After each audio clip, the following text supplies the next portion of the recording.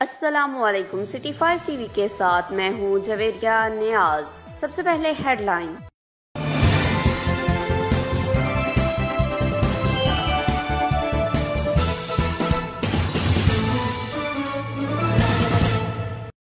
डोमेली के इलाका बड़ा ग्वाता सलहार रोड खंडरात में तब्दील, हादसात मामूल बन गए।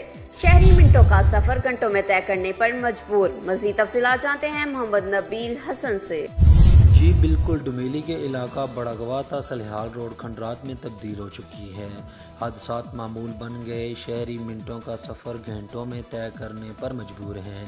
जगह जगह गहरे गड्ढे पड़ने से आए रोज़ हादसात होने लगे हैं। इस सड़क को तामीर हुए 20 साल गुजर गए। इसके बाद किसी हुकूमती नुमाइंदे ने इस पर कोई तवज्जो नहीं दी। कई सियासियों ने वादे किए लेकिन वो वादे वफा नहीं हो सके। बड़ा गवाता सलेहार रोड तकरीबन 5 किलोमीटर बनती है।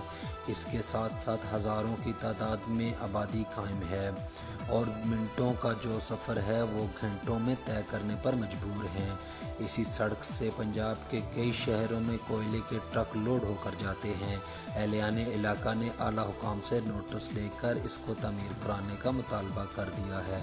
जी से बाखबर रहने के लिए हमारा पेज जरूर लाइक करें। जवेरिया न्याज़ को दीजिए इजाजत। अल्लाह निगहबान।